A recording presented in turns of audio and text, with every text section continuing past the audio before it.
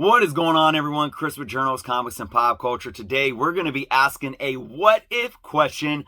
What if speculators didn't exist? This is going to be a fun topic of discussion today, folks. If you aren't subscribed to the channel, please take some time to do so. Check out all the awesome links below, folks, including links to my favorite local shop, A1 Comics. It is A1 Wednesday, so if you're not following them on Instagram, make sure you give them a follow there. Again, links below. They have live Instagram sales every Wednesday and Friday, 5 p.m. Pacific, 8 p.m. Eastern, and they go for 3 hours. Their shows are absolutely massive. Follow them. Don't miss out. They also are live on Twitch every Thursday, and they're also selling on the Whatnot app. So go ahead and download the Whatnot app. Follow them over there as well. And if you're in the local Sacramento area, you can check out one of their 3 locations, Sacramento, Roseville, and their massive new location in Folsom. I still have yet to head out there. I know they're having a massive grand opening sale coming up real soon. So big shout out to A1 Comics. I'll probably be hanging in the live sale chat tonight. So let's talk about this. What if comic book speculators and speculation didn't exist? This is going to be such a hot topic, and I'm going to approach this from 2 different ways. One is historically, and 2, kind of fitting to where we are at right now. So let's talk about historically. What does speculation mean historically to comic books? Well, some people might say that speculation didn't exist until the 90s, or it's a newer thing. That's not true. Comic book speculation really started booming towards the late 60s, early 70s. This was a transitional period during that early, during the Silver Age, which is often called the Marvel Age because of what Stan Lee, Jack Kirby, Ditko, and all those creators did with introducing the Silver Age Marvel Legacy characters and what it meant to that generation growing up. Hitting into the late 60s, you had a transitional period where these stories and these comic books went from books that were, read, folded up, and put in your back pocket, or, just ripped to shreds because you're reading it, you pass it off to your friend to read it, and then, it gets worn down, and your parents end up throwing it in the garbage after a while, sort of like a standard magazine, right? Up in the late 60s, people started finally realizing, hey, there is something here with these books. I'm going to hold on to them because I think they're going to have value. It was around this time that the first Overstreet Guide came into existence, and you started really seeing a market for back issue comics being priced at, a bit higher than cover price. So in those days, if you had a 12-cent cover price comic, you might see a back issue sell for 20 cents or a quarter. So going into the 70s, this really peaked. And it was around the early to mid 70s where there was a lot of rhetoric that was going on that is very similar to the rhetoric of today. And what is that? This is a bubble. This comic collecting for, speculating on as an investment, it's going to pop. It's not going to hold. It's for the birds. It's not going to last. Well, leading in deeper into the 70s, this country specifically was hit with multiple, recessions that really affected inflation. And that's why you see comic book prices increase so much in the 70s. You went from 10 cents to 15 cents within a period of about a decade in the 60s. You went from 15 cents to, I believe, did they come out of the 70s at 60 cents? Or was that early 80s, around 81 when it became 60? I don't know off the top of my head, but that is a huge increase, all right? Even in the 80s, you saw a bit more inflation, but that's just a sign of the times after that, even up until today. But the point that I'm trying to make is that comic books and comic books as a collectible survived the 70s during this time of such extreme inflation.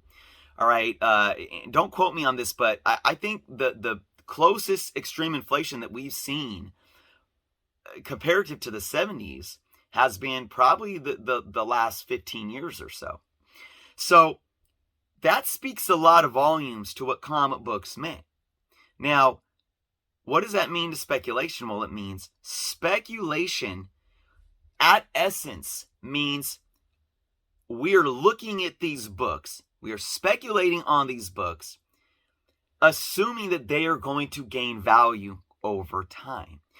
The speculation is what created the demand on the secondary market, and which is what ultimately led your comic books and your parents' comic books and your grandparents' comic books and all those comic books from those eras to have value. All because of speculation. So if it wasn't for speculation back in the early days, comic books as we know it would not exist. Not only did the speculation impact what the back issues sold for on the secondary market, but it kept the primary market thriving because it was the interest of the historical legacy of all these characters that allowed new and fresh takes to continue to happen in going into the late 70s and into the 80s. And it's what allowed the 80s to be so revolutionary in storytelling and art form, etc. This is what allowed creators like Todd McFarlane to come into the game, Frank Miller to come into the game and do what they did, because there was a healthy balance, a very healthy balance of knowing that comic books were a collectible, but also understanding the deeper intrinsic value of what the superhero was, especially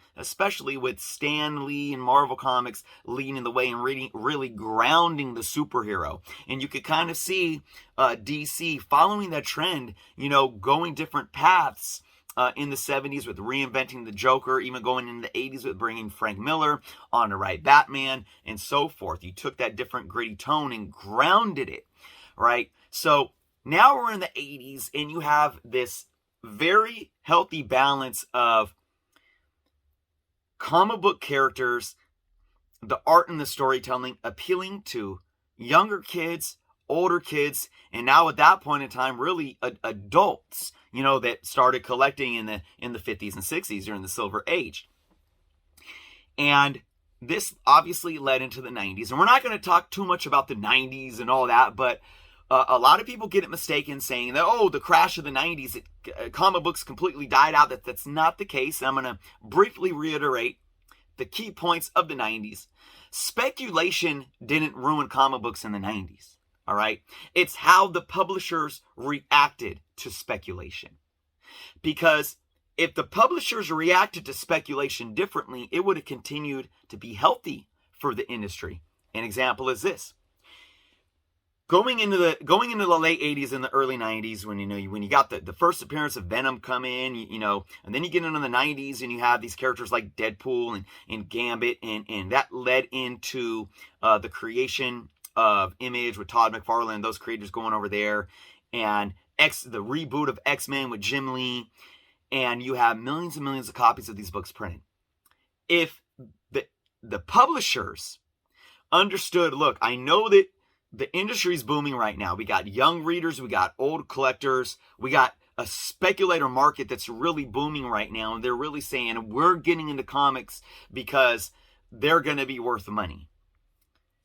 If they never printed comic books in the millions, comic books as we know today would have been completely different, because the 90s would have never happened. The 90s as we know it would have never happened. By just that alone, now, I can't sit here and I don't have a magic ball. I can't tell you what would have happened. But if they didn't mass produce comics, we never would have saw the crash like we did. And remember this, the crash only pertained to new books. Back issue books, if you guys go and do your research, back issue books, especially key books, continue to increase in value during the 90s crash. All right? It's a fact. You can go out there and research it. That meant the demand was still there for that on that secondary market. But it hurt comic books as an entire industry so much because, remember, publishers don't make money off of the secondary market. They only make money off of primary market. And when your new books that are hitting the shelves every week that you're mass producing aren't selling now, that's why companies like Marvel were going into bankruptcy, had to sell off the rights to all their characters, and so forth. So, going into the 2000s, obviously, at the heart of comic books, it's about the art. And the art means the writing as well. Writing is art. It's about the storytelling and the art and the intrinsic properties of what comic books means. Comic books mean to everyone and to anyone that loves them. So you had an independent boom in the 2000s with,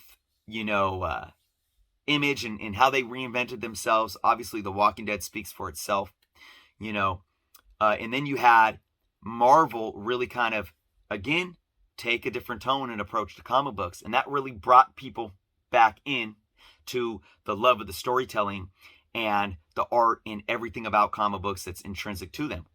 But the speculators at heart never left or never wanted to leave, because most of us that speculate have some type of love for the hobby. So it is at this pivotal point in time that you had a bridges gapping different generations once again in the 2000s, getting back into the hobby, because you had a lot of people that were my age or even older, that are now probably going in their 50s or 60s, that pulled out of comic books in the 90s, right? Now they're getting back into it. And while they're getting back into it, you're seeing an evolving speculative market. And what does that market consist of? It consists of different ways that we can evaluate and value comic books. One of those things, CGC and the graded comic book. This is just another way that we can add an investment value onto comic books, right? So this leads up into modern day and where we're at right now. And we have to ask ourselves that question again: what if the speculator didn't exist? I'm going to reiterate. We just went through all the history. If the speculator didn't exist, all of your comic books would be worthless. Your Hulk 181s would be worthless. Your Amazing Spider-Man 129s would be worthless. All of those blue chip keys, even your Action Comics #1s. Now, I don't want to say that they would be completely worthless. We could debate that in technicalities of the defining words that we're using here to speak on these things. But the bottom line is, if the speculator didn't exist, we wouldn't have comic books the way they are today. Speculators right now, though, it is a different beast, and speculation is a different beast. I would say it's hyper vigilant. I would say that it's very extreme. A lot of people say the 90s were extreme, because the way that the publishers reacted to the speculative market, with the foil covers and kind of this extreme characters and this extreme art. Well, the extreme that I talk about in modern days, right now, currently, is not necessarily what's going on in the comic book. We have an extreme nature of reacting. We have a very extreme nature to react in a way that is very, very hypervigilant. I've said this before a lot, and I talk about it a lot. Having instant access, whether it's on a computer or on a smartphone, on the internet, we have apps, we have databases, we have YouTube, we have everybody talking about this stuff, and we can get information like that. Even the way that we manage money and how we consume things. Now I remember being a kid, even in the 80s, not everybody had a debit. When did I think debit cards started. And again, for somebody that's maybe a bit older than me, let me know in the comments, when did debit cards come about? Because what I remember is you had a bank card, you had your ATM card, you had credit cards, but you had ATM card. And before you go grocery shopping, I remember doing this, going grocery shopping with my mom. My mom would have to go to the bank, or they'd write a check, right? You either go to the bank and you go to the ATM and you get cash out and you use cash to purchase things, or you write a check. So it was much different back then of how we even spent money. Now we could be in a virtual store. We could be in a virtual store. We could be on our couch, in our living room. We could be sitting in a car as a passenger in a car. We could be at school. We could be at work on a break. And we could virtually put ourselves into a store. And with the click of a button, buy something right there, because we have PayPal, or we have all these, we have bank accounts that are attached to all these online stores or whatnot. We not only get information instantaneously, but we can purchase things instantaneously. So what does that do to the speculative market and to us that are speculating on comic books? It makes us more reactionary. That's why, even more so than ever, the comic book market, in terms of its fair market value, in terms of its value index, is so volatile, because it could take one or two people that are extremely reactionary, wanting to get their hands on a book just like that, and they got money to spend, or maybe they don't, but they're doing it anyways, and all they need to do is click a button. It creates this extreme environment. And if we didn't have the speculator today, the extreme of that still is that our comic books would be completely worthless. So to answer the question, I wouldn't ever want a comic book hobby, not having the speculator. And remember, I say this all the time too, most of us have a little bit of different pieces of what it means to be a collector. Most of us have a little bit of speculator in us, because some of us care about the value of our comic books.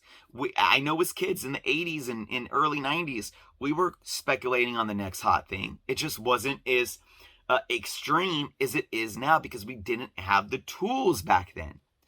I remember when the Todd McFarlane Spider-Man #1 came out, and I saved up like 3 weeks of allowance to go buy it from my comic book store. You know, it was the first big book that I bought that was like more than cover price. I think it was $10, but still. So it's nothing new, but it's just how we handle ourselves. So, you know, when people look at the speculator or the speculative market as this huge negative thing, they look at this extreme negative thing, and they forget that at its core, speculation is very, very important to this hobby. And it's very much a key pillar of the foundation of this hobby. But it's all about how we go about it. We have to keep ourselves in check. All right. We have the power to dictate the market, so to say. And I use Starbucks as an example, and I know this may be an extreme. Starbucks, I used to work at Starbucks. 20 years ago, when I was working at Starbucks, a small latte, a tall latte, which is their small size, was $2.30. Now, I believe it's somewhere around $4.50. So it's almost doubled in value, in cost, excuse me. Why are they allowed to double the cost over the last 20 years? Well, one, overhead. Supplies cost more. Inflation, that's a real thing, right? But also supply and demand. As long as you're going and standing in line at Starbucks, or going through the drive-thru in Starbucks, getting your tall latte or grande, vanilla cappuccino, whatever it is, pumpkin spice lattes, as long as you're going there every day, spending that money, they're going to keep charging what they charge. But if we took one day nobody went to Starbucks and said, you know what, I'm not going to pay that much for a coffee today, it would force them to lower their price. that's an example to the fact that when we get FOMO, and we get this fear of missing out on a book because we're speculating on it or because other people are speculating on it, stop looking at the outlier. I've been saying this a lot lately. We don't need to follow the herd. Are you a follower or are you a leader? Just because there's a $5 book and 1 or 2 or 3 people see an announcement or see an end credit scene or read a blog website of somebody giving a, very non-valid, non-credible statement of some type of movie is going to be confirmed, and that $5 book is now selling for $80 in a matter of hours. We can either follow suit and we can pay what they paid, and then that value is going to be a set fair market value because, hey, when we see them up for sale, now the sellers are pricing it at that price and they're seeing if we'll bite. Or we can sit back and say, those few people that paid $80 for that book, they're tripping. I don't need that book right now. I don't even know if this movie is confirmed. I don't even know. I don't even like the book that much. I'm not paying that much. And then what's going to happen is the supply is going to sit because the demand is going to minimize and they're going to be forced to lower their price. We have the power with our collective conscious to drive, collective consciousness matters. Absolutely. We need to be on the same level in terms of being non-reactionary, being proactive, being patient, and being smart with our purchasing power. All right. So when you talk about, dirty flippers and speculators that are just hoarding up dollar books and then flipping them for $10, $20, $30, $40, $50, well, guess what? There's a line of ethics, right? There is. But you know what else there is? There's the power that you give them. We give them the power. We don't need to watch a YouTuber and if they're saying, buy this comic book now. We don't need to buy it now. We don't need to listen to them. Just because a book's hot and somebody else buys it for a certain price doesn't mean you need to. We need to regulate and check ourselves, guys. So when it comes to what if speculators didn't exist, it wouldn't be good. Do I feel that the speculative market is teetering right now on a fine line? I do. But at the end of the day, we all have to play our part. And pointing fingers at somebody else isn't going to do anybody justice. Don't be mad at a YouTuber because they're talking about a book selling for $80 that was for $5 a day ago. As long as they're doing it ethically and they're just reporting it as news. Don't be mad at an eBay seller trying to sell that book for $80 if somebody's willing to bite and buy it for $80. They're making a statement saying, well, this is a fair price. This is a fair market value. Don't get mad at them. All you can do is be in control of yourself.